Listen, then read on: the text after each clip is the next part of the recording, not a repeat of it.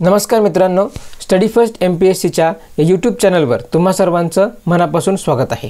ह्या लेक्चरमध्ये आपण भाग 10 मधील कलमांपासून सुरुवात करणार आहोत।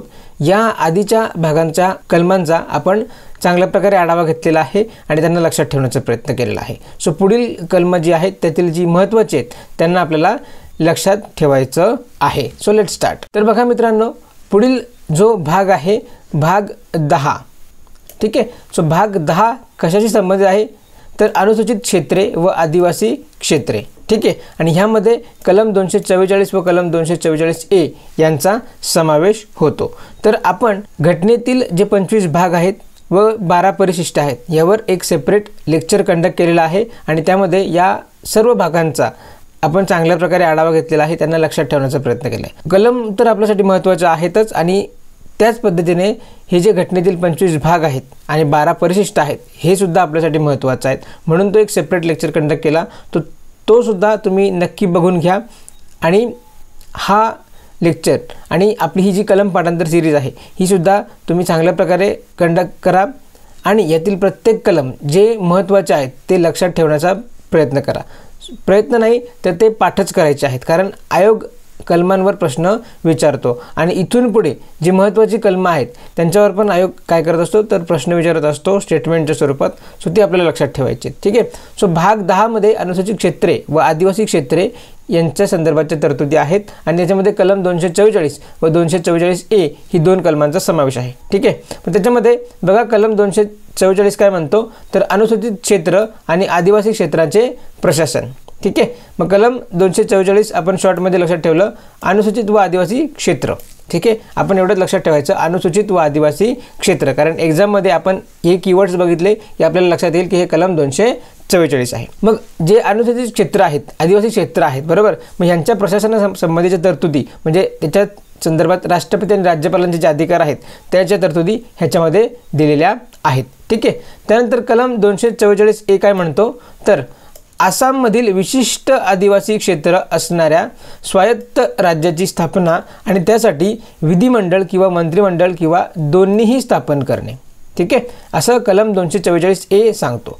मग ह्याच्यामध्ये कलम 244A आसाममधील आदिवासी क्षेत्राबाबत तरतूद, कलम 244A आसाममधील आदिवासी क्षेत्राबाबत तरतूद अशा पद्धतीने लक्षात ठेवायचं। मग कलम 244 काय म्हणतो तर पूर्ण देशातील ज्या अनुसूचित व आदिवासी क्षेत्र आहेत त्यांसंबंधी सांगतो, तर कलम 244A फक्त आसाममधील आदिवासी क्षेत्राबाबत तरतूद सांगतो। सो हे लक्षात ठेवायचं आहे। त्यानंतर नेक्स्ट बघा भाग 11 आणि भाग 11 ह्याचा विषय आहे केंद्र राज्य संबंध आणि आपल्या या घटनेतील जे महत्त्वाचे भाग आहेत त्या महत्त्वाच्या भागांपैकी हा एक महत्त्वाचा भाग आहे भाग 11 आणि तो आहे केंद्र राज्य संबंधाशी। आणि ह्याच्यामध्ये कोणत्या कलमांचा समावेश आहे तर कलम 245 ते कलम 263, ठीक आहे। भाग 11 केंद्र राज्य संबंध आणि ह्याच्यामध्ये कलम 245 ते 263 इतक्या कलमांचा समावेश आहे। आणि हा जो भाग 11 आहे हा 2 प्रकरणांमध्ये विभागलेला आहे।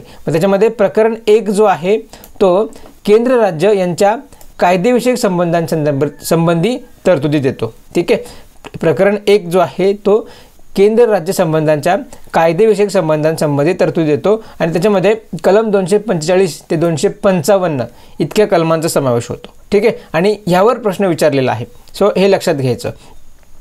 मग याच्यामध्ये जर आपण बघितलं की कलम 245 काय सांगतो तर संसदेने आणि राज्य विधिमंडळाने केलेल्या कायद्यांची व्याख्या जी आहे ही कलम 245 मध्ये दिलेली आहे, ठीक आहे। म्हणून कलम 245 आपण लक्षात ठेवलं कायद्यांची व्याख्या, ठीक आहे। मग कोणते कायदे तर ज्यांना संसदेने आणि राज्य विधिमंडळाने केलेले आहेत।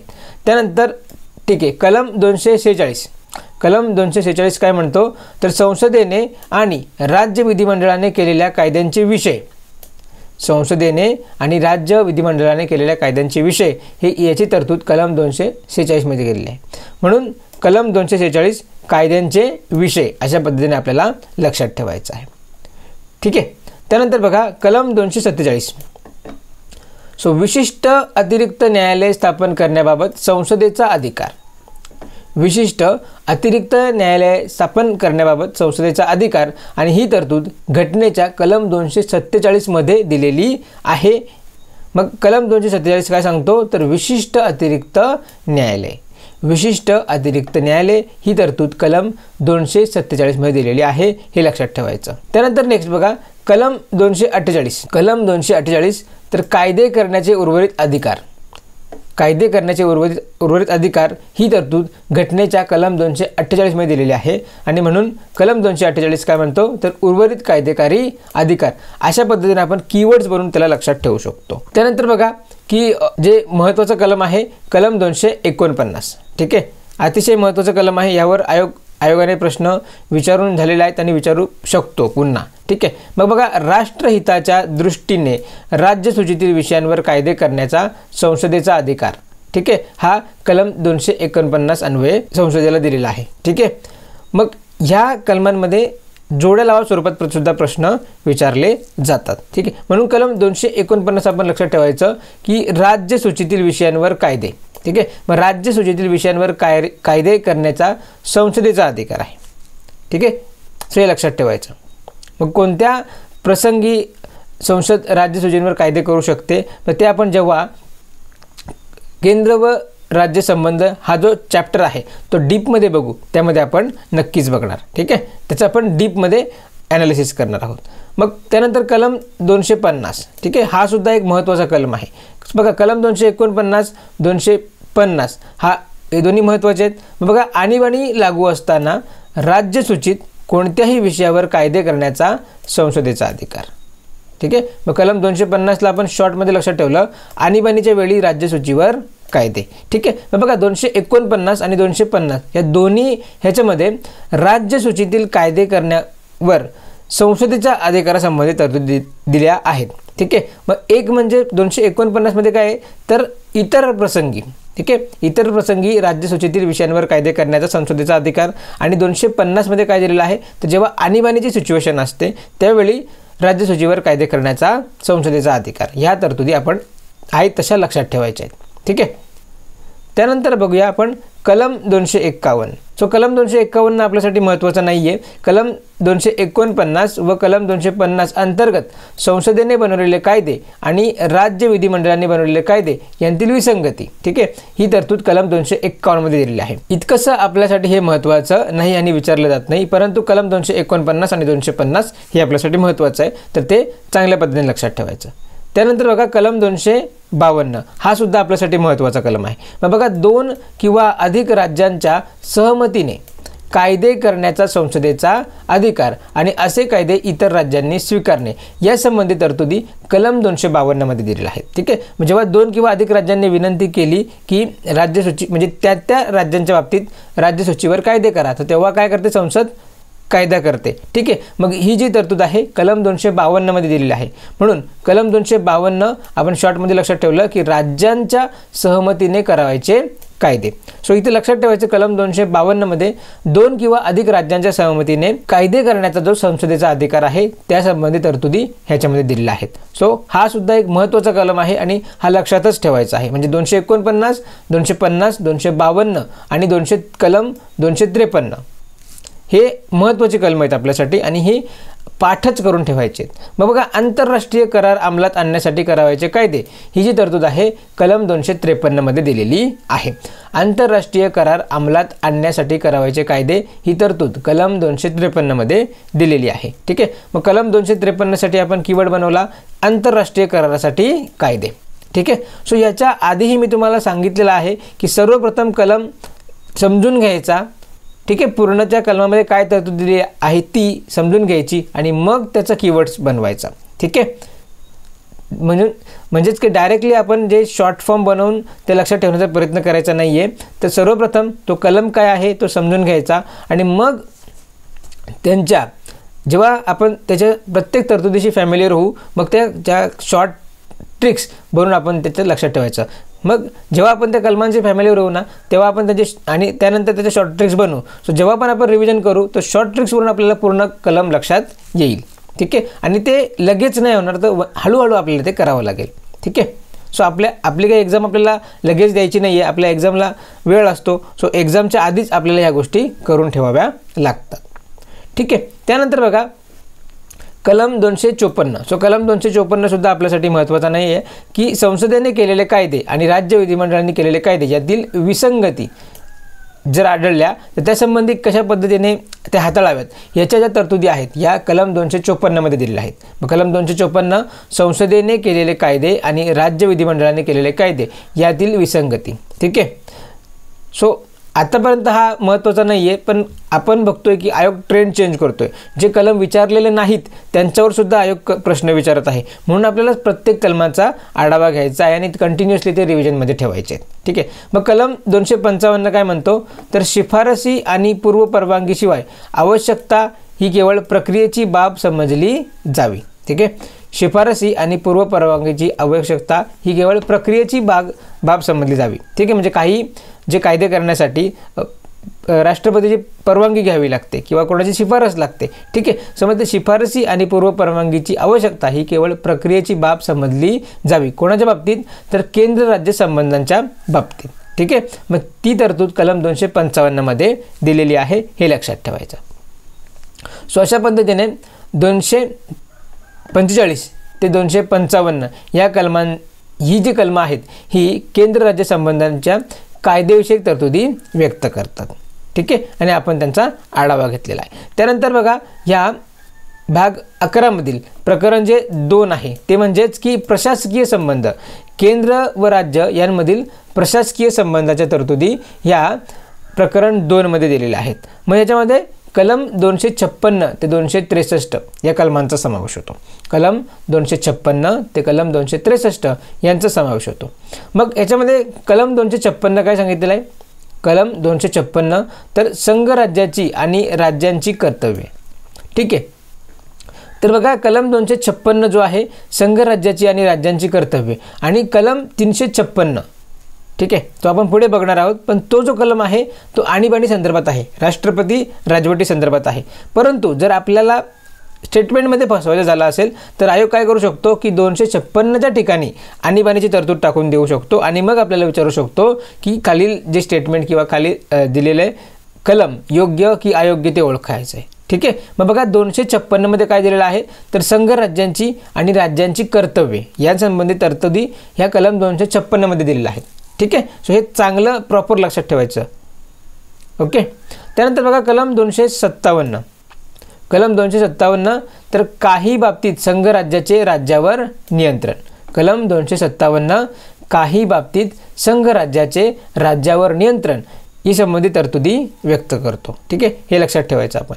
त्यानंतर बघा कलम 258 कलम 258 काय म्हणतो की काही बाबतीत राज्यांकडे अधिकार सोपवण्याचा संघ राज्यांचा अधिकार. कलम 258 काय म्हणतो की काही बाबतीत राज्यांकडे अधिकार सोपवण्याचा संघ राज्याचा अधिकार. ठीक आहे. मग कशा पद्धतीने सोपवला जातो ते आपण जेव्हा डीपमध्ये केंद्र राज्य संबंध लेक्चर बघूया त्यामध्ये सगळ्या गोष्टी आपण अभ्यासणार आहोत. मग बघा कलम 258 लक्षात ठेवायचं की राज्यांकडे अधिकार सोपवणे. कलम 258 राज्यांकडे अधिकार सोपवणे. नेक्स्ट बघा कलम 258A तर संघ राज्याकडे अधिकार सोपवण्याचा राज्यांचा अधिकार. बघा कलम 258 काय म्हणतो तर राज्यांकडे अधिकार सोपवण्याचा संघ राज्याचा अधिकार. तर कलम 258A काय म्हणतो की संघ राज्याकडे अधिकार सोपवण्याचा राज्यांचा अधिकार. म्हणजे दोन्ही एकमेकांना काय तर विरोधी स्टेटमेंट आहेत. मग 258 आणि 258A हे लक्षात ठेवायचे आहेत. मग कलम 258A काय म्हणतो तर संघाकडे अधिकार सोपवणे. कलम 258 काय तर राज्याकडे अधिकार सोपवणे आणि कलम 258A संघाकडे अधिकार सोपवणे. अशा पद्धतीने आपण त्यांना ट्रिक बनवून लक्षात ठेवू शकतो. ठीक आहे. आणि त्यानंतर कलम 260 हा सुद्धा महत्त्वाचा आहे की भारताबाहेरील क्षेत्राबाबत संघ राज्याचे अधिकार क्षेत्र. कलम 260 भारताबाहेरील क्षेत्राबाबत संघ राज्याचे अधिकार क्षेत्र हे लक्षात ठेवायचं आहे. त्यानंतर कलम 261 कलम 261 काय आहे तर सार्वजनिक कृती नोंदी आणि न्यायिक कामकाज या संबंधित तरतुदी या कलम 261 मध्ये दिलेल्या आहेत. सार्वजनिक कृती नोंदी आणि न्यायिक कामकाज या संबंधित ज्या तरतुदी आहेत कलम 261 मध्ये दिलेल्या आहेत. ठीक आहे. आणि त्यानंतर जी महत्त्वाची कलम आहेत आपल्यासाठी ते म्हणजे कलम 262 आणि कलम 263. ठीक आहे. सो कलम 262 काय म्हणतो तर आंतरराष्ट्रीय नद्या किंवा नदी खोऱ्यांतील पाण्यांसंबंधीच्या वादावर निर्णय आंतरराष्ट्रीय नद्या किंवा नदी खोऱ्यांतील पाण्यांसंबंधीच्या वादावर निर्णय या संबंधी तरतुदी कलम 262 मध्ये दिलेल्या आहेत. ठीक आहे, म्हणून कलम 262 ला आपण शॉर्टमध्ये लक्षात ठेवू, ते म्हणजे नदी पाणी वादावर निर्णय.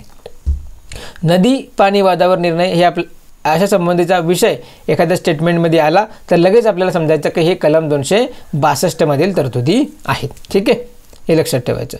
त्यानंतर बघा कलम 263 आंतरराष्ट्रीय परिषदेसंबंधी तरतुदी. कलम 263 काय म्हणतो? आंतरराष्ट्रीय परिषदेसंबंधी तरतुदी, आणि हा आपल्यासाठी एक अतिशय महत्त्वाचा कलम आहे. कलम 262, कलम 263 हे महत्त्वाचे आहेत. मग कलम 263 शॉर्टमध्ये काय म्हणतो तर आंतरराष्ट्रीय परिषद. कलम 263 काय म्हणतो? आंतरराष्ट्रीय परिषद. ठीक आहे, मग बघा आपण बघितले की कलम 249, ठीक आहे, त्यानंतर कलम 250 आणि कलम 252, कलम 253 ही महत्त्वाची कलम आहेत. त्यानंतर कलम 262, कलम 263.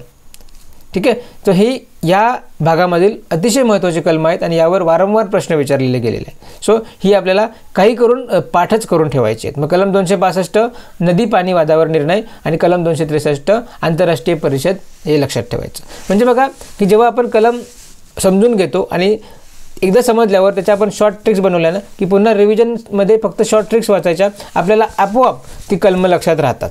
ठीक आहे, सो अशा पद्धतीने आपल्याला 1 बाय 1 करून सगळीची सगळी कलमं लक्षात ठेवण्याचा प्रयत्न करायचा आहे. किंवा निदान आपण ते रिव्हिजनमध्ये ठेवलं तरी आपल्याला एक्झामच्या वेळी लगेच क्लिक होतं की हा कलम याच्यामध्ये तरतुदी आहे, किंवा काही लॉजिकसुद्धा आपलं डेव्हलप होतं. आणि बघा हे जे कलमांचा अभ्यास आहे, आपण जेव्हा हे जे चॅप्टर्स आहेत म्हणजे आता बघा केंद्र राज्य संबंध यांचा जेव्हा अभ्यास करू ना तेव्हा आपल्याला कलमं जर ऑलरेडी पाठ असतील ना तर बऱ्याचशा गोष्टी तिथे अंडरस्टँडिंग होण्यासाठी खूप मदत करतात. ठीक आहे, म्हणून सुद्धा आपल्याला कलमांचा सुरुवातीला आढावा घेणं गरजेचं आहे. ठीक आहे, तर बघा त्यानंतर बघूया आपण भाग 12. भाग 11 आपण बघितला केंद्र राज्य संबंध आणि त्यामधील जी कलमं होती त्यांचा आपण आढावा घेतला. आता त्याच्या पुढचा भाग आहे भाग 12 आणि त्याचं शीर्षक आहे वित्त, मालमत्ता, करारनामे व खटले. वित्त, मालमत्ता, करारनामे व खटले हा या शीर्षकाचा भाग जो आहे तो म्हणजे भाग 12. ठीक आहे, त्यानंतर बघा की याच्यामध्ये कोणत्या कलमांचा समावेश आहे तर कलम 264 ते 300A, कलम 264 ते 300A इतक्या या कलमांचा भाग 12 मध्ये समावेश केलेला आहे. मग यामध्ये काहीच कलमं जी आहेत ती महत्त्वाची आहेत, परंतु आपण सर्व कलमांचा आढावा घेणार आहोत. मग याच्यामध्ये जो प्रकरण 1 आहे, प्रकरण 1 हा वित्त याची संबंधित आहे. प्रकरण 1 जो आहे हा वित्तशी संबंध आहे आणि त्याच्यामध्ये कलम 264 ते 291 इतक्या कलमांचा समावेश आहे. प्रकरण 1 मध्ये जे वित्त हा भाग आहे त्याच्यामध्ये कलम 264 ते 291 इतक्या कलमांचा समावेश आहे. मग कलम 264 काय तर अर्थबोधन. कलम 264 आहे अर्थबोधन. मग याच्यामध्ये लक्षात ठेवायचं कलम 265. ठीक आहे, हा महत्त्वाचा कलम आहे आपल्यासाठी आणि वारंवार विचारला जातो. तर कलम 265 काय सांगतो तर कायद्याने अधिकार दिल्याशिवाय कर न आकारणे. कायद्याने अधिकार दिल्याशिवाय कर न आकारणे. ठीक आहे, म्हणजेच काय कलम 265 काय म्हणतो कायद्याने कर आकारणे. म्हणजे जेव्हा कायद्याने अधिकार दिला जाईल, ठीक आहे, संसदेमध्ये कायदा केला जाईल तेव्हाच काय करायचं आहे कर आकारायचं आहे. ठीक आहे, सो हे लक्षात ठेवायचं. कलम 265 कायद्याने कर आकारणे किंवा कायद्याने कर अधिकार दिल्याशिवाय कर न आकारणे. ठीक आहे, हे लक्षात ठेवायचं. त्यानंतर कलम 266. कलम 266 भारताचा आणि राज्याचा संचित निधी आणि सार्वजनिक लेखे. ठीक आहे, सो बघा भाग जो 12 आहे, भाग 12 वित्ताशी संबंधित आहे. सो त्या संबंधात जर आपण बघितलं कलम 265 कायद्याने अधिकार दिल्याशिवाय कर न आकारणे. त्यानंतर कलम 266 काय म्हणतो तर भारताचा आणि राज्याचा संचित निधी आणि सार्वजनिक लेखे हे याची तरतुदी कलम 266 मध्ये दिल्या आहेत. म्हणून आपल्यासाठी कलम 266 महत्त्वाचा आहे. मग तो काय म्हणतो संचित निधी व सार्वजनिक लेखे हे लक्षात ठेवायचं. त्यानंतर नेक्स्ट बघा कलम 267. कलम 267 काय म्हणतो आकस्मिक निधी.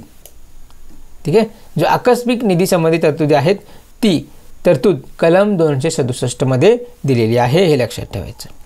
त्यानंतर बघा कलम 268 काय सांगतो तर केंद्राने आकारलेले पण राज्यांनी संकलित केलेले आणि विनियोग केलेले शुल्क. ठीक आहे, तर हे करासंबंधीचे तरतुदी आहेत त्या आपण बघून घ्यायचे आहेत. मग कलम 268 काय म्हणतो केंद्राने आकारलेले पण राज्याने संकलित आणि विनियोग केलेले शुल्क. ठीक आहे, त्यानंतर कलम 268A काय म्हणतो की केंद्राने आकारलेले पण केंद्रांनी आणि राज्यांनी संकलित व विनियोग केलेले सेवा कर. ठीक आहे, सेवा करासंबंधी हा कलम आहे. कलम 268A केंद्राने आकारलेले पण केंद्रांनी आणि राज्यांनी संकलित व विनियोग केलेला सेवा कर या संबंधित तरतुदी कलम 268A मध्ये दिलेला आहे. त्यानंतर बघा कलम 269. तर केंद्राने आकारलेले व संकलित केलेले पण राज्यांकडे सोपवलेले कर. जे कर केंद्राने आकारलेत आणि संकलितसुद्धा केलेत परंतु ते राज्यांकडे सोपवलेत या संबंधीची तरतूद आहे ती कलम 269 मध्ये दिलेली आहे. नेक्स्ट बघूया कलम 270. कलम 270 काय म्हणतो, केंद्र आणि राज्यात आकारलेले व विभागणी केलेले कर. ठीक आहे, केंद्र आणि राज्य यांच्यामध्ये आकारलेले व विभागणी केलेले कर ही तरतूद जी आहे कलम 270 मध्ये दिलेली आहे. नेक्स्ट बघा कलम 271. संघ राज्याच्या उद्दिष्टांसाठी विशिष्ट शुल्कावर व करावर अधिभार. ठीक आहे, संघ राज्यांच्या उद्दिष्टांसाठी विशिष्ट शुल्क व करांवर जो अधिभार लावला जातो त्यासंबंधी जी तरतूद आहे कलम 271 मध्ये दिलेला आहे. ठीक आहे, हे लक्षात ठेवायचं. त्यानंतर बघा कलम 272 हा रद्द करण्यात आला आहे. त्यानंतर कलम 273. ठीक आहे, मग कधी कधी कोणता कलम रद्द करण्यात आला हे सुद्धा आपल्याला माहिती पाहिजे. त्याने सुद्धा आपण बऱ्याचशा गोष्टी सॉल्व करू शकतो. म्हणजे कलम 272 आणि कुठलीही तरतूद टाकून दिली आणि आयोगाने विचारलं की खालीलपैकी कोणती स्टेटमेंट अयोग्य आहे. ठीक आहे, तर आपल्या लक्षात पाहिजे की कलम 272 हा रद्द केलेला आहे. मग त्यामुळं त्यावर जी कुठली पण स्टेटमेंट असेल ती चुकीचीच असणार आहे. मग कलम 273 काय म्हणतो की ताग आणि ताग उत्पादनवर निर्यात शुल्काऐवजी अनुदान. कलम 273. ठीक आहे, सो कलम 273 सुद्धा इथे लक्षात ठेवायचं आहे. ताग आणि ताग उत्पादनावर निर्यात शुल्काऐवजी अनुदान ही जी तरतूद आहे कलम 273 मध्ये दिलेली आहे. त्यानंतर कलम 274. कलम 274 काय म्हणतो, तर राज्यांचा संबंध येतो अशा बाबींवर कर आकारण्याच्या विधेयकाला राष्ट्रपतीची पूर्व परवानगी. ठीक आहे, म्हणजे ज्या ठिकाणी जे कर आकारायचं आहे त्या कर आकारण्याबाबत जिथे राज्यांचा संबंध येतो त्या ठिकाणी अशा विधेयकाला राष्ट्रपतीची पूर्व परवानगी घेणे आवश्यक आहे. ही तरतूद कलम 274 मध्ये दिलेली आहे आणि हा येणाऱ्या काळासाठी आपल्यासाठी महत्त्वाचा कलम होणार आहे. ठीक आहे, सो हे लक्षात ठेवायचं. त्यानंतर बघा कलम 275. ठीक आहे, वारंवार विचारला जाणारा कलम आहे. केंद्रांकडून विशिष्ट राज्यांना अनुदान. रिसेंटली सुद्धा तुम्ही बघितलं तर यावर प्रश्न विचारलेला आहे. कलम 275 केंद्रांकडून विशिष्ट राज्यांना अनुदान. त्यानंतर बघा कलम 276. कलम 276 काय म्हणतो, तर व्यवसाय, व्यापार, उद्योगधंदा आणि नोकरी यावर कर. कलम 276 व्यवसाय, व्यापार, उद्योगधंदा व नोकरी यावर कर लावण्याच्या तरतुदी आहेत त्या कलम 276 मध्ये दिलेल्या आहेत. हे लक्षात ठेवायचं. त्यानंतर बघा कलम 277. कलम 277 मध्ये बचत लक्षात ठेवायचं. कलम 277 बचती संदर्भात आहे हे. त्यानंतर कलम 278 सुद्धा रद्द करण्यात आलेलं आहे. नेक्स्ट कलम 279. तर निव्वळ उत्पन्नाची गणना करणे. निव्वळ उत्पन्नाची गणना करण्यासंबंधी तरतुदी कलम 279 मध्ये दिलेल्या आहेत. सो त्या आपल्याला एक जनरल बघून घ्यायचे आहेत. ठीक आहे, त्यानंतर बघा कलम 280 वित्त आयोग. ठीक आहे, कलम 280 वित्त आयोग. रिसेंटली 16व्या वित्त आयोगाची स्थापना केलेली आहे. ठीक आहे, आणि त्यांचे अध्यक्ष अरविंद पनगडिया या आहेत आणि सदस्य पण कोण कोण आहेत ते सुद्धा आपण बघून घ्यायचं. ठीक आहे, कारण यावर प्रश्न विचारू शकतो. मग वित्त आयोगासंदर्भाची जी तरतूद आहे ही कलम 280 मध्ये दिलेली आहे. ठीक, मग कलम 280 वित्त आयोग आणि महत्त्वाचं आहे, वारंवार विचारला जातो. आणि कलम 281 काय म्हणतो, तर वित्त आयोगाच्या शिफारसी. कलम 281 वित्त आयोगाच्या शिफारसी या संबंधित तरतुदी आहेत. त्यानंतर बघा कलम 282. कलम 282 काय म्हणतो, तर संघ राज्याने किंवा राज्यांनी महसुलातून करावयाचा खर्च. कलम 282 संघ राज्यांनी किंवा राज्यांनी महसुलातून करावयाचा खर्च. त्यानंतर नेक्स्ट बघा कलम 283. कलम 283 आपल्यासाठी महत्त्वाचा आहे. मग बघा संचित निधी, आकस्मिक निधी आणि सार्वजनिक खात्यात जमा झालेले निधी सुरक्षित ठेवणे. ही जी तरतूद आहे ही कलम 283 मध्ये दिलेली आहे. संचित निधी, आकस्मिक निधी आणि सार्वजनिक खात्यात जमा झालेल्या ज्या तरतुदी जमा झालेली निधी सुरक्षित ठेवण्याची तरतूद कलम 283 मध्ये दिलेली आहे.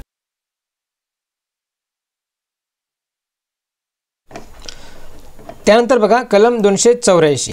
सो कलम 284 काय सांगतो, तर सार्वजनिक सेवक आणि न्यायालय यांच्याकडे फिर्यादीकडून जमा झालेला निधी आणि इतर निधी सुरक्षित ठेवणे ही तरतूद कलम 284 मध्ये दिलेली आहे. त्यानंतर कलम 285 संघराज्याच्या मालमत्तेला राज्य करातून सूट ही जी तरतूद आहे कलम 285 मध्ये दिलेली आहे, हे लक्षात ठेवायचं. त्यानंतर नेक्स्ट कलम 286 मालाच्या खरेदी किंवा विक्रीवर कर आकारण्यावर निर्बंध. मालाच्या खरेदी किंवा विक्रीवर कर आकारण्यावर निर्बंध हे कलम 286 मध्ये दिलेलं आहे. नेक्स्ट बघा कलम 287 विजेवरील करापासून सूट. कलम 287 काय सांगतं, तर विजेवरील करापासून सूट. त्यानंतर कलम 288 जे आहे विशिष्ट बाबतीत पाणी किंवा वीज यावरील राज्य करातून सूट. विशिष्ट बाबतीत पाणी किंवा वीज यांवरील राज्य करातून सूट ही जी तरतूद आहे कलम 288 मध्ये दिलेली आहे. त्यानंतर नेक्स्ट बघा कलम 289. कलम 289 काय सांगतं, तर राज्यांची मालमत्ता व उत्पन्न यांना संघराज्यीय करातून सूट अशी तरतूद कलम 289 मध्ये दिलेली आहे. राज्यांची मालमत्ता व उत्पन्न यांना संघराज्य करातून सूट देण्यात आलेली आहे. त्यानंतर बघा कलम 290. कलम 290 काय म्हणतं, तर विशिष्ट खर्च आणि निवृत्ती वेतन या संदर्भात समायोजन. विशिष्ट खर्च आणि निवृत्ती वेतन या संदर्भातचे समायोजन आहे आणि ही तरतूद कलम 290 मध्ये दिलेली आहे. त्यानंतर बघा कलम 290A सो विशिष्ट देवस्वम निधीला वार्षिक पैसे देणे. विशिष्ट देवस्वम निधीला वार्षिक पैसे देणे ही तरतूद कलम 290A मध्ये दिलेली आहे. त्यानंतर कलम 291 जे आहे ते रद्द करण्यात आलेले आहे, हे लक्षात घ्यायचं. नेक्स्ट बघा की प्रकरण 2. प्रकरण 2 हे ऋण म्हणजेच कर्ज संदर्भात आहे आणि ह्याच्यामध्ये कलम 292 व कलम 293 या दोन कलमांचा समावेश आहे. मग कलम 292 काय म्हणतं, तर भारत सरकारची कर्जे. कलम 292 भारत सरकारची कर्जे आणि कलम 293 राज्यांनी किंवा राज्यांची कर्जे. ठीक आहे, राज्यांनी घ्यावयाची कर्जे किंवा राज्यांची कर्ज ही जी तरतूद आहे कलम 293 मध्ये दिलेली आहे, हे लक्षात घ्यायचं. त्यानंतर पुढचं जे प्रकरण आहे प्रकरण 3. सो प्रकरण 3चं जे शीर्षक आहे ते आहे मालमत्ता, करारनामे, अधिकार, देणी, कायदेशीर जबाबदाऱ्या आणि खटले. ठीक आहे, मालमत्ता, करारनामे, देणी, अधिकार, कायदेशीर जबाबदाऱ्या, खटले हा जो शीर्षक आहे प्रकरण 3चा आहे. त्यामध्ये कलम 294 ते 300 इतक्या कलमांचा समावेश होतो. ठीक आहे, मग ह्याच्यामध्ये कलम 294 काय म्हणतं, तर विशिष्ट बाबतीत मालमत्ता, अधिकार, दायित्व आणि कर्तव्य पुढे चालू राहणार. विशिष्ट बाबतीत मालमत्ता, अधिकार, दायित्व आणि कर्तव्य पुढे चालू राहणार, हे लक्षात घ्यायचं. त्यानंतर बघा नेक्स्ट कलम 295. कलम 295 काय म्हणतो की इतर बाबतीत मालमत्ता, अधिकार, दायित्व आणि कर्तव्य पुढे चालू राहणार. कलम 294 मध्ये काय येतं, तर विशिष्ट बाबतीमध्ये आणि कलम 295 मध्ये इतर बाबतीमध्ये. सो हे दोन्ही कलम बघून घ्यायची. त्यानंतर कलम 296 जो आहे त्या संदर्भात बघा की वारसदार नसलेल्या व इच्छापत्र न केलेल्या व्यक्तीचे निधन किंवा न वापरल्यामुळे किंवा योग्य प्रक्रिया न अवलंबल्यामुळे अधिकार समाप्ती किंवा मालकविरहित मालमत्ता यांमुळे मालमत्ता मिळणे अशी जी तरतूद आहे ती कलम 296 मध्ये सांगितलेली आहे, हे लक्षात घ्यायचं. त्यानंतर बघा कलम 297. कलम 297 काय म्हणतो, तर प्रादेशिक जलाशय क्षेत्रात किंवा भूखंडीय मंचाखालील किंवा अन्य आर्थिक क्षेत्रातील मौल्यवान वस्तूंवर संघराज्याचा अधिकार असणार आहे. ठीक आहे, सो हा सुद्धा एक महत्त्वाचा कलम आहे, तर हा लक्षात ठेवून द्यायचा आहे की कलम 297 मध्ये जे प्रादेशिक जलाशय क्षेत्र आहे बरोबर भारताचं, त्यानंतर भारतातील जे समुद्र किनारपट्टी आहे त्यामध्ये भूखंडीय मंचक जो क्षेत्र आहे, त्यानंतर किंवा जो अन्य आर्थिक क्षेत्र आहे मग त्यामधील जी मौल्यवान वस्तू आहेत त्यांच्यावर संघराज्याचा अधिकार असणार आहे, कोणा राज्याचा अधिकार नसणार. ही जी तरतूद आहे कलम 297 मध्ये सांगितलेली आहे. त्यानंतर बघा कलम 298 व्यापार इत्यादी करण्याचा अधिकार. कलम 298 अंतर्गत व्यापार इत्यादी करण्याचा अधिकार प्राप्त होतो, हे लक्षात ठेवायचं. त्यानंतर कलम 299 तर करार हा लक्षात ठेवायचा. कलम 299 मध्ये करार हे पद्धत दिलेल्या आहेत. त्यानंतर कलम 300 मध्ये खटले व न्याय प्रक्रिया या संबंधित तरतुदी दिलेल्या आहेत.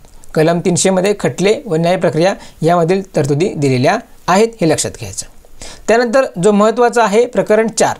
प्रकरण 4 हा मालमत्तेचा अधिकार आहे. ठीक आहे, प्रकरण 4 हा मालमत्तेचा अधिकार आहे, हे लक्षात ठेवायचं. आणि ह्यामध्ये कलम 300A हा या एकच कलमाचा समावेश आहे। मग तो कलम काय सांगतो तर कायद्याच्या अधिसत्तेशिवाय व्यक्तीला तिच्या मालमत्तेपासून वंचित केले जाणार नाही। तर प्रकरण 4 मधील जो मालमत्तेचा अधिकार जो आहे त्याच्यामध्ये कलम 301 काय म्हणतो तर कायद्याच्या अधिसत्तेशिवाय व्यक्तीला तिच्या मालमत्तेपासून वंचित केले जाणार नाही। तर मित्रांनो, सुरुवातीला जेव्हा घटनेचा अंमल सुरू झाला तेव्हा मालमत्तेचा अधिकार हा मूलभूत हक्क होता, परंतु म्हणजे त्याचा भाग 3 मध्ये समावेश होता। सो 44वी घटना दुरुस्ती 1978 नुसार या भाग 3 मधून हा मालमत्तेचा अधिकार वगळण्यात आला आणि त्याला भाग 12 मध्ये प्रकरण 4 म्हणून कलम 300A मध्ये हा अधिकार टाकण्यात आला आणि त्याला आता कायदेशीर हक्क म्हणून ओळखण्यात येतं, हे लक्षात ठेवायचं। ठीक आहे, सो त्यासाठी आपल्याला हा महत्त्वाचा आहे। नेक्स्ट बघा भाग 13। सो भाग 13 काय सांगतो तर व्यापार, वाणिज्य आणि भारतीय क्षेत्रातील व्यवहार या संदर्भाच्या तरतुदी ज्या आहेत त्या भाग 13 मध्ये दिल्या आहेत। म्हणजे घटनेच्या भाग 13 मध्ये कसल्या तरतुदी आहेत तर व्यापार, वाणिज्य आणि भारतीय क्षेत्रातील व्यवहार यांच्या तरतुदी दिलेल्या आहेत। मग याच्याशी संबंधित कलम कोणती तर कलम 301 ते 307। कलम 301 ते 307 हे व्यापार, वाणिज्य आणि भारतीय क्षेत्रातील व्यवहार यांच्याशी संबंधित आहेत। मग कलम 301 काय म्हणतो तर व्यापार, वाणिज्य व आर्थिक व्यवहारांचे स्वातंत्र्य। कलम 301 व्यापार, वाणिज्य आणि आर्थिक व्यवहारांचे स्वातंत्र्य। त्यानंतर नेक्स्ट कलम 302। कलम 302 व्यापार, वाणिज्य, आर्थिक व्यवहारांवर निर्बंध घालण्याचा संसदेचा अधिकार। बघा, व्यापार, वाणिज्य, आर्थिक व्यवहारावर निर्बंध घालण्याचा अधिकार कोणाला आहे तर संसदेला आहे आणि ही तरतूद कोणते कलम व्यक्त करते तर कलम 302। ठीक आहे, हे लक्षात ठेवायचं। त्यानंतर बघा कलम 303 व्यापार व वाणिज्य यांसंबंध संघराज्याच्या आणि राज्यांच्या कायदे करण्याच्या अधिकारावर निर्बंध। व्यापार आणि वाणिज्य यांसंबंध संघराज्याच्या आणि राज्यांच्या कायदे करण्याच्या अधिकारांवर निर्बंध अशी तरतूद कोणता कलम व्यक्त करतो तर कलम 303, हे लक्षात घ्यायचं। त्यानंतर कलम 304 काय म्हणतो तर राज्यांतर्गत व्यापार, वाणिज्य व आर्थिक व्यवहार यांबाबतचे निर्बंध। राज्यांतर्गत व्यापार, वाणिज्य व आर्थिक व्यवहार याबाबतचे निर्बंध ही तरतूद कलम 304 मध्ये दिलेली आहे, हे बघायचं। त्यानंतर कलम 305 काय म्हणतो तर सध्याचे कायदे आणि राज्याच्या मक्तेदारीची तरतूद असणारे कायदे राखणे। म्हणजे सध्याचे जे कायदे आणि राज्याच्या मक्तेदारीची तरतूद असणारे कायदे हे राखून ठेवण्याची तरतूद कलम 305 मध्ये दिलेली आहे। नेक्स्ट बघा कलम 306 वाणिज्य आणि व्यापार निर्बंध घालण्याचे पहिल्या परिशिष्टामधील भाग बी मधील विशिष्ट राज्यांचे अधिकार आणि हा कलम 306 रद्द करण्यात आलेला आहे, त्यामुळे त्यावर लक्ष केंद्रित करण्याची गरज नाही। मग बघा कलम 307। कलम 307 काय म्हणतो तर कलम 301 व 304 मधील उद्दिष्ट साध्य करण्यासाठी प्राधिकरण नेमणे। कलम 301 व कलम 304 मधील जी उद्दिष्ट आहेत ती साध्य करण्यासाठी प्राधिकरण नेमण्याची तरतूद जी आहे कलम 307 मध्ये दिलेली आहे। सो अशा प्रकारे हा भाग 13 हा इथे आणि त्यामधील कलम आपण बघितली। नेक्स्ट बघा भाग 14। सो भाग 14 आपल्यासाठी महत्त्वाचा आहे कारण याच्यामध्ये केंद्र व राज्यातील सेवा यांच्याबद्दलच्या तरतुदींचा समावेश आहे। ठीक आहे, केंद्र म्हणजे असा प्रश्न विचारला की खालीलपैकी कोणत्या भागामध्ये केंद्र व राज्यातील सेवा यांबद्दलच्या तरतुदी समाविष्ट आहेत। ठीक आहे, सो त्या ठिकाणी भाग 14 हा पर्याय योग्य ठरवायचा आहे। मग याच्यामध्ये समाविष्ट कलम कोणती तर कलम 308 ते 323। कलम 308 ते 323 ह्या कलमांचा समावेश केंद्र व राज्यातील सेवा या भाग 14 मध्ये आहे। त्यानंतर मग ह्याच्यामध्ये प्रकरण 1 जे आहे ते सेवाशी संबंधित आहे। ठीक आहे, मग या सेवा या प्रकरणामध्ये कलम 308 ते 314 या कलमांचा समावेश होतो। मग कलम 308 हा सार्वजनिक तरतुदी व्यक्त करतो। ठीक आहे, म्हणजे आपण कशाला सार्वजनिक म्हणणार ही तरतूद कलम 308 मध्ये व्यक्त केलेली आहे। त्यानंतर कलम 309 संघराज्य किंवा राज्य यांच्या सेवेतील व्यक्तींची भरती व सैन्य शर्ती। संघराज्य किंवा राज्य यांच्या सेवेतील व्यक्तींची भरती व सैन्य शर्ती यासंबंधी तरतुदी कलम 309 मध्ये दिलेल्या आहेत। त्यानंतर कलम 310 कलम 310 संघराज्य किंवा राज्य यांच्या सेवेतील व्यक्तींचा कार्यकाल। संघराज्य किंवा राज्य यांच्या सेवेतील व्यक्तींचा जो कार्यकाल आहे त्याबद्दलचे तरतुदी कलम 310 मध्ये दिलेल्या आहेत। त्यानंतर त्याचप्रकारे कलम 309 काय म्हणतो तर संघराज्य किंवा राज्य यांच्या सेवेतील व्यक्तींचे भरती व सैन्य शर्ती। ठीक आहे, त्यानंतर बघा कलम 311 कलम 311 काय म्हणतो तर संघराज्य किंवा राज्य यांच्या नागरी सेवेतील व्यक्तींची पदच्युती, नियुक्ती व पदावनती। संघराज्य किंवा राज्य यांच्या नागरी सेवेतील व्यक्तींची पदच्युती, नियुक्ती किंवा पदावनीती. ठीक आहे. सो बघा कधी कधी ना काही जे कलम असतात ना आयोग सलग विचारतो आणि त्यांच्या जोड्या किंवा त्यांना त्यांचे जे क्रम आहे तो म्हणजे त्यांची जी कलम आहे आणि कलमचा स्टेटमेंट उलटा करून देतो आणि आपल्याला योग्य अयोग्य विचारतो किंवा मग जोड्या लावा स्वरूपात विचारतो. मग कधी कधी ना अशा स्वरूपाची जी कलमं आपल्याला थोडीशी फसवी होऊन जातात. मग त्यांना प्रॉपर लक्षात ठेवणं गरजेचं असतं. आणि भाग 14 जो आहे आपल्यासाठी महत्त्वाचा आहे. ठीक आहे. आणि त्यातले प्रत्येक कलमं आपल्याला चांगल्या प्रकारे करायची आहेत. मग कलम 309 काय म्हणतो तर संघराज्य किंवा राज्य यांच्या सेवेतील व्यक्तींची भरती व सैन्य शर्ती. कलम 310 संघराज्य किंवा राज्य यांच्या सेवेतील व्यक्तींचे कार्यकाल. आणि कलम 311 काय म्हणतं तर संघराज्य किंवा राज्य यांच्या नागरी सेवेतील व्यक्तींची पदच्युती, नियुक्ती किंवा पदावनती. ठीक आहे. तर हे तिन्ही कलम म्हणजे यांच्यातलं जे कंटेंट आहे किंवा यांची तरतूद आहे ती चांगल्या पद्धतीने लक्षात ठेवण्याचा प्रयत्न करायचा आहे. त्यानंतर बघा कलम 312. कलम 312 अखिल भारतीय सेवा या संबंधी तरतूद व्यक्त करतो. म्हणजे देशामध्ये एक अखिल भारतीय सेवा करण्याची जी तरतूद करण्याची किंवा शिफारस करण्याचा अधिकार जो राज्यसभेचा आहे त्यासंबंधी तरतूद जी आहे ही कलम 312 मध्ये दिलेली आहे, हे लक्षात घ्यायचं. ठीक आहे. मग जेव्हा आपण संसद हा टॉपिक बघू किंवा हा चॅप्टर बघू सो त्यावेळी या कलम 312चा उल्लेख येईल. मग राज्यसभेचे विशेष अधिकार किंवा राज्यसभेचे अधिकार काय असतात त्याच्यामध्ये ह्या कलमाचा उल्लेख येईल. सो त्यावेळी सुद्धा आपण हे लक्षात घेऊ. पण तुर्त लक्षात ठेवायचं कलम 312 अखिल भारतीय सेवा. ठीक आहे. त्यानंतर बघा कलम 312A. कलम 312A काय म्हणतो तर विशिष्ट सेवांमधील अधिकाऱ्यांच्या सेवा शर्ती बदलण्याचा किंवा मागे घेण्याचा संसदेचा अधिकार. विशिष्ट सेवांमधील अधिकाऱ्यांच्या सेवा शर्ती बदलण्याचा किंवा मागे घेण्याचा संसदेचा अधिकार ही जी तरतूद आहे कलम 312A मध्ये दिलेली आहे. ठीक आहे. आणि कलम 313 काय म्हणतं तर संक्रमणीय तरतुदी. काही संक्रमणीय तरतुदी ज्या आहेत त्या कलम 313 मध्ये दिलेल्या आहेत. नेक्स्ट बघा कलम 314. सो विशिष्ट सेवांतील सध्याच्या अधिकाऱ्यांच्या रक्षणाची तरतूद जी होती ती कलम 314 मध्ये होती, परंतु ती रद्द करण्यात आलेली आहे, हे लक्षात घ्यायचं. ठीक आहे. सो अशा प्रकारे प्रकरण 1 जे आहे ते आपण बघितलं. आणि त्यानंतर याच भागातील प्रकरण 2 जे आहे लोकसेवा आयोग, आणि हा महत्त्वाचा प्रकरण आहे. मग लोकसेवा आयोगामध्ये कोणती कलमं समाविष्ट आहेत तर कलम 315 ते 323. बघा भाग 14 मधील जे प्रकरण 2 आहे ते लोकसेवा आयोगाशी संबंधित आहे आणि कलम 315 ते 323 या कलमांचा याच्यामध्ये समावेश आहे आणि हे आपल्याला एक्झामच्या दृष्टीने महत्त्वाचं आहे. सो हे पाठ करून ठेवायचं आहे. मग ह्याच्यामधले प्रत्येक कलम आपल्याला पाठ पाहिजेत. मग बघा कलम 315 काय म्हणतो तर संघ राज्यासाठी आणि राज्यांसाठी लोकसेवा आयोग ही जी तरतूद आहे कलम 315 मध्ये आहे. म्हणजेच जे UPSC आहे किंवा आपण स्टेटसाठी सांगू शकतो SPSC बरोबर, तर त्यांची स्थापना करण्यासंबंधीच्या तरतुदी या कलम 315 मध्ये दिलेल्या आहेत. म्हणून कलम 315 आपण लक्षात ठेवायचं लोकसेवा आयोग. कलम 315 लोकसेवा आयोग. सो सर्वप्रथम आपल्याला लक्षात ठेवायचे की लोकसेवा आयोगाच्या तरतुदी ज्या 315 ते 323 दरम्यान दिलेल्या आहेत. ठीक आहे. म्हणजे कधी कधी आपण ऑलरेडी लॉजिकबद्दल बोललेलो आहे की एखादा कलमाची तरतूद आपल्याला आठवत नसेल की ठीक आहे की ती कोणत्या कलमामध्ये आहे, परंतु आपल्याला त्यांचा जो ग्रुप आहे तो माहीत असेल की 315 ते 323 हा लोकसेवा आयोगासंदर्भात आहे आणि त्यामधलं एखादं कलम विचारलं असेल तर ते एवढ्याशा लॉजिकनुसार आपण ते सुद्धा करेक्ट करू शकतो. ठीक आहे सर. तर मग कलम 316. सो कलम 316 काय म्हणतो तर सदस्यांची नेमणूक व त्यांचा कार्यकाल. म्हणजे आयोगाचे सदस्य जे आहेत लोकसेवा आयोग किंवा राज्य लोकसेवा आयोगाचे जे सदस्य आहेत त्यांचे सदस्य व त्यांची नेमणूक व त्यांचा कार्यकाल या संबंधीची तरतूद आहे कलम 316 मध्ये. म्हणून कलम 316 काय म्हणतो तर सदस्य नेमणूक व कार्यकाल. मग सदस्य कोणाचे तर लोकसेवा आयोगाचे. ठीक आहे. हे लक्षात घ्यायचं. त्यानंतर बघा कलम 317.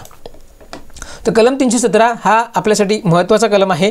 मग लोकसेवा आयोगाच्या सदस्याला हटविणे किंवा निलंबित करण्यासंबंधी तरतुदी या कलम 317 मध्ये दिलेल्या आहेत. म्हणून कलम 317 सदस्य पदच्युती व निलंबन यासंबंधी तरतुदी व्यक्त करतो. कलम 317 सदस्य पदच्युती व निलंबन. त्यानंतर नेक्स्ट बघा कलम 318. कलम 318 आयोगाचे सदस्य आणि कर्मचारी यांच्या सेवा शर्तीबद्दल नियम करण्याचा अधिकार व्यक्त करतात. कलम 318 आयोगाचे सदस्य आणि कर्मचारी यांच्या सेवा शर्तीबद्दलच्या नियम करण्याचा अधिकार याची तरतूद व्यक्त करतात. म्हणून कलम 318ला आपण लक्षात ठेवलं सेवा शर्तीबद्दल नियम व अधिकार आणि मग कोणाच्या तर लोकसेवा आयोगाच्या. ठीक आहे. त्यानंतर बघा कलम 319. कलम 319 काय म्हणतो तर आयोगाचे सदस्यत्व संपल्यानंतर सदस्यांनी पद घेण्यावर बंदी. म्हणजे बघा हे घटनेतच नमूद केलेलं आहे की ज्यावेळी हे जे लोकसेवा आयोग आहे ज्या पदावर आहेत त्या पदावर त्यांचं पद संपुष्टात आलं तर ते त्या पदावर पुन्हा नियुक्ती होण्यासाठी पात्र नसतात. ठीक आहे. मग सदस्यत्व संपुष्टात आलं तर ते पुन्हा तो सदस्य होऊ शकत नाही. त्या संदर्भाच्या इतर ज्या तरतुदी आहेत त्या आपण जेव्हा हा टॉपिक अभ्यासू तेव्हा लक्षात घेऊया. पण तुर्ता आपल्याला हा कलम लक्षात घ्यायचा आहे. तर कलम 319 आयोगाचे सदस्यत्व संपल्यानंतर सदस्यांनी पद घेण्यावर बंदी. त्यानंतर बघा कलम 319. कलम 319 काय म्हणतो तर निवृत्तीनंतर पदावर बंदी. ठीक आहे, सॉरी तोच कलम आहे. कलम 319 निवृत्तीनंतर पदावर बंदी असं आपण त्याची ट्रिक लक्षात ठेवली. त्यानंतर कलम 320. कलम 320 काय म्हणतो तर लोकसेवा आयोगाची कार्य. ठीक आहे, इथे 318 झालेला आहे तर 320 आहे. कलम 320 कार्य कोणाची लोकसेवा आयोगाची. नेक्स्ट बघा कलम 321. सो कलम 321 काय म्हणतो तर लोकसेवा आयोगाच्या कार्याची व्याप्ती वाढवण्याचा अधिकार. लोकसेवा आयोगाच्या कार्याची व्याप्ती वाढवण्याचा अधिकार अर्थातच हा अधिकार संसदेचा असेल हे लक्षात घ्यायचं. त्यानंतर कलम 322 लोकसेवा आयोगाचे खर्च. कलम 322 लोकसेवा आयोगाचे खर्च आणि कलम 323 हा लोकसेवेच्या आयोगाचा अहवालाबद्दल तरतूद व्यक्त करतो. कलम 323 अहवाल कोणाचा लोकसेवा आयोगाचा. सो अशा पद्धतीने भाग 14 मधील जे कलम आहेत ते तरतुदी आहेत त्यांचा आपण अभ्यास केलेला आहे. मग त्यानंतर भाग 14A. सो त्याचं शीर्षक आहे न्यायाधिकरणे. ठीक आहे. सो न्यायाधिकरणासंबंधीच्या तरतुदी ह्या घटनेतील भाग 14A मध्ये दिलेल्या आहेत हे लक्षात घ्यायचं. आणि ह्याच्यामध्ये कलम 323A जो आहे प्रशासकीय न्यायाधिकरणासंबंधित आणि कलम 323 आहे 324 झालेला आहे. 323B हा इतर बाबींसाठी न्यायाधिकरण या संदर्भात तरतुदी व्यक्त करतो. ठीक आहे. भाग 14A मध्ये न्यायाधिकरणासंबंधित तरतुदी आहेत आणि ह्याच्यामध्ये 2 कलमांचा समावेश आहे. कलम 323A आणि कलम 323B. ठीक आहे, हे लक्षात घ्यायचं. नेक्स्ट बघा भाग 15. ठीक आहे, हा सुद्धा आपल्या घटनेतील एक महत्त्वाचा भाग आहे. एक्झाममध्ये वारंवार विचारणारा भाग आहे. यातील कलमांवर सुद्धा प्रश्न आलेले आहेत. म्हणून निवडणुका हा. ठीक आहे. सो निवडणुका ही तरतूद घटनेतील कोणत्या भागामध्ये आहे तर भाग 15 मध्ये आहे हे लक्षात घ्यायचं. आणि ह्याच्यामध्ये कलम 324 ते 329A या कलमांचा समावेश आहे. परंतु 329A जो आहे तो रद्द करण्यात आलेला आहे. म्हणून 324 ते 329 या कलमांचा समावेश आहे. ठीक आहे, हे लक्षात घ्यायचं. मग कलम 324 काय म्हणतो तर निवडणुकीवर देखरेख करणे, निदेशन करणे आणि नियंत्रण ठेवणे हे अधिकार निवडणूक आयोगाचे आहेत.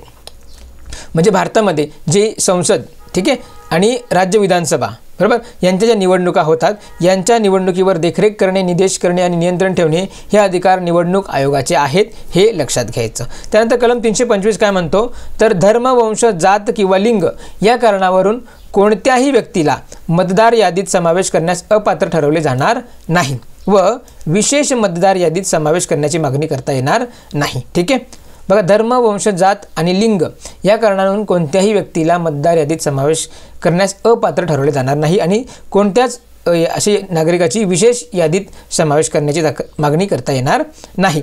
ही जी तरतूद आहे कलम 325 मध्ये दिलेला आहे. ठीक आहे. आणि हा एक मतदानाचा अधिकार म्हणून आपण त्याला शॉर्ट फॉर्ममध्ये लक्षात ठेवू शकतो. त्यानंतर कलम 326 काय म्हणतो तर लोकसभा आणि राज्य विधानसभांच्या निवडणुका प्रौढ मताधिकारा आधारावर घेतल्या जातील. लोकसभा आणि राज्य विधानसभांच्या निवडणुका प्रौढ मताधिकार आधारावर घेतल्या जातील ही तरतूद कलम 326 मध्ये दिलेली आहे. त्यानंतर कलम 327 काय म्हणतो तर विधिमंडळाच्या निवडणुका संदर्भात तरतुदी करण्याचा संसदेचा अधिकार. म्हणजे काही बाबतीत विधिमंडळाच्या ज्या निवडणुका आहेत त्यासंबंधी तरतुदी करण्याचा संसदेचा अधिकार ही तरतूद कलम 327 मध्ये व्यक्त केलेली आहे. आणि कलम 328 मध्ये काय तर विधिमंडळाच्या निवडणुका संदर्भात तरतुदी करण्याचा संबंधित राज्य विधिमंडळाचा अधिकार. ठीक आहे. म्हणजे महाराष्ट्र विधिमंडळाच्या निवडणुका संदर्भात जर तरतुदी करायची असेल तर त्या महाराष्ट्राच्या विधिमंडळाचा तो अधिकार असेल असं कलम 328 मध्ये सांगितलेलं आहे. आणि 327 मध्ये तो संसदेचा अधिकार आहे. ठीक आहे. मग दोन्ही ठिकाणी हे 327 आणि 328 मधला जो फरक आहे तो लक्षात ठेवायचा. आधी संघाचा येतो म्हणजे केंद्रात संसदेचा येतो आणि मग जो राज्यांचा येतो हे लक्षात ठेवायचं. त्यानंतर कलम 329 काय म्हणतं तर निवडणुका संदर्भात हस्तक्षेप करण्यास न्यायालयास बंदी आहे. ठीक आहे. म्हणजे पण निवडणुकी संदर्भात वादविवाद आहेत किंवा इतर ज्या गोष्टी आहेत त्यासंबंधी हस्तक्षेप करण्याला न्यायालयास बंदी आहे हे घटनेत सांगितलेलं आहे. मग घटनेतील कलम 329 मध्ये ते सांगितलेलं आहे हे लक्षात घ्यायचं. ठीक आहे. सो अशा प्रकारे आपण ह्या लेक्चरमध्ये घटनेतील 329 कलमांपर्यंतचा आढावा घेतलेला आहे. आणि आय होप की तुम्ही आत्तापर्यंत जेवढे पण आपले लेक्चर झालेत आणि त्या सर्व लेक्चरमध्ये जेवढे पण कलमं आपण कलमांचा आपण आढावा घेतला आहे ते त्यांना चांगल्या प्रकारे तुम्ही अभ्यासला आहे आणि जी पण महत्त्वाची कलमं आहेत त्यांना तर तुम्ही पाठच केला असेल आणि जी इतर कलमं आहेत की त्यावर आयोगाच्या ट्रेंडनुसार भविष्यात प्रश्न येऊ शकतात, सो त्यांचा सुद्धा तुम्ही चांगल्या पद्धतीने आढावा घेतला असेल.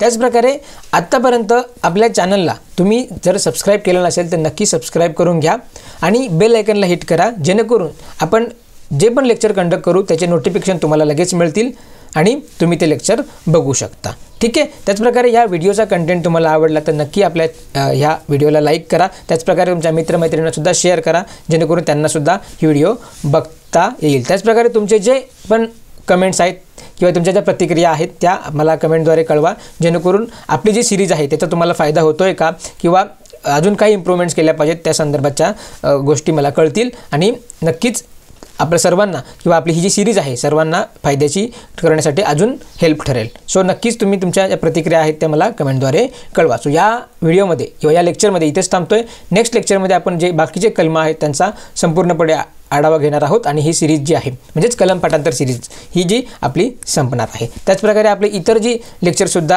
आपल्या ज्या चॅनलमार्फत कंडक्ट केले जातात आणि ते आपल्या चॅनलवर अपलोड केले जातात ते पूर्णपणे फ्री आहेत. तुम्ही वारंवार ते बघू शकता आणि रिवाईज करून प्रत्येक एक्झाम ओरिएंटेड टॉपिक तुम्ही चांगल्या प्रकारे लक्षात ठेवू शकता कुठल्याही प्रकारची फी न देता. So thank you very much.